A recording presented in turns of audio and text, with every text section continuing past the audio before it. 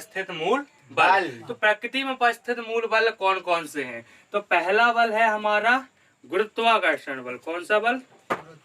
गुरुत्वाकर्षण, गुरुत्वाकर्षण बल। और दूसरा है हमारा वैद्युत चुंबकीय बल। कौन सा? वैद्युत चुंबकीय बल। वैद्युत चुंबकीय बल।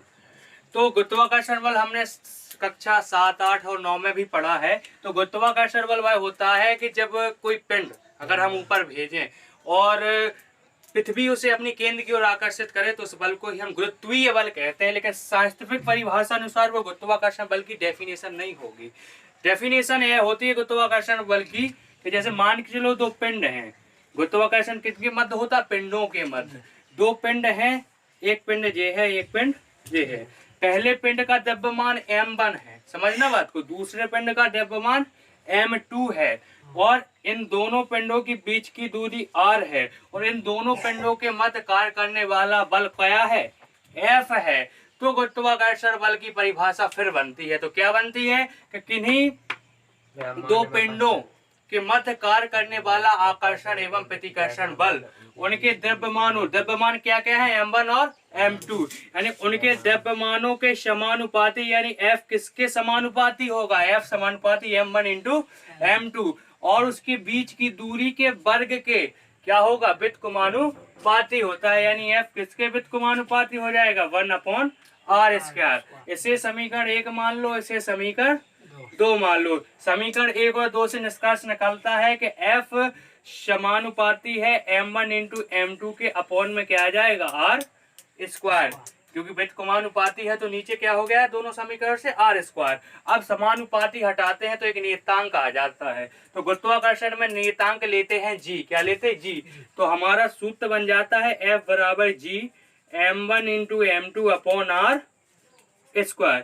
यानी परिभाषा क्या बन गई? किन्हीं दो पिंडों, ये दो पिंड हैं, किन्हीं दो पिंडों के मध्य कार्य करने वाला आकर्षण एवं प्रतिकर्षण बल उनके द्रव्यमानों m1 इंटू m2 के गुणनफल के समानुपाती। देखो m1 इंटू m2 है यहाँ पे, उसके क्या है? समानुपाती, और उसके बीच की दूरी के वर्ग के व्युत्क्रमानुपाती होता है। तो सूत्र बन जाता है F बराबर जी m1 into m2 upon r²। ठीक, इसी बिल्कुल सेम ऐसा ही है अपना दूसरा वैद्युत चुंबकीय बल। इसे अपन कूलाम का नियम भी कहते। क्या कहते?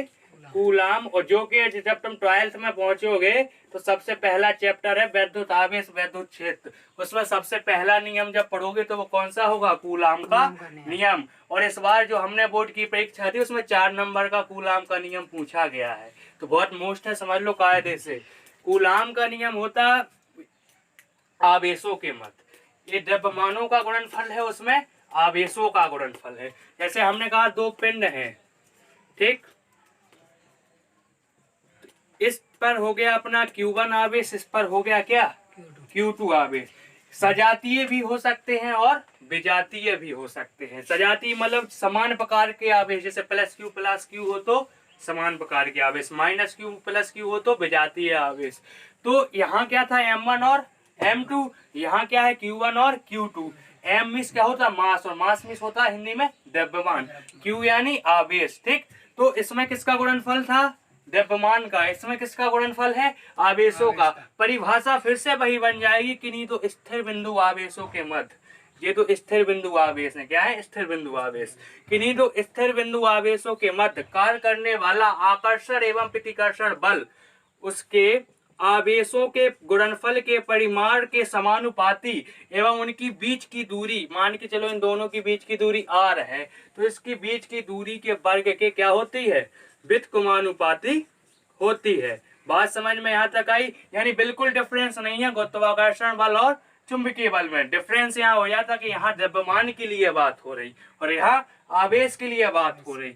यहाँ F समानुपाती m1 m2 है, यहाँ F समानुपाती Q1 Q2 है, यहाँ F व्युत्क्रमानुपाती r² है, तो यहाँ भी F व्युत्क्रमानुपाती r² है, ठीक। तो ये भी समीकरण 1 और समीकरण 2 हो गए। दोनों का फिर से अपन ने जब दोनों समीकरणों को मिलाया तो ये हो गया F इक्वल टू नियतांक हटा दिया तो K, यहाँ पे नियतांक G लिया था, यहाँ पे नियतांक क्या आ गया? K। क्या हो जाएगा? Q1 into Q2 upon R square. इसमें बस ध्यान देने योग्य बात इतनी हो जाती कि इसमें के की वैल्यू होती है, क्या होती के की वैल्यू, के की वैल्यू होती है यहाँ 1/4 पाई एप्सिलॉन 0, और क्या होती 1/4 पाई एप्सिलॉन 0, यानी जहां के है वहां पर क्या रख दे 1/4 पाई एप्सिलॉन 0, और फिर एप्सिलॉन 0 की भी क्या होती वैल्यू होती। तो एप्सिलॉन 0 यानी जब अपन न्यूमेरिकल लगाएंगे तो फॉर्मूला बन जाएगा अपन ना 1/4 पाई एप्सिलॉन 0 Q1 × Q2 अपन R स्क्वायर।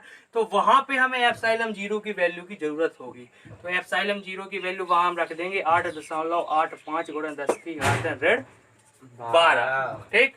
और 1/4 पाई की वैल्यू होती 9 × 10⁻9, मात्रक हो जाता है न्यूटन मीटर स्क्वायर प्रति कूलम स्क्वायर, ठीक।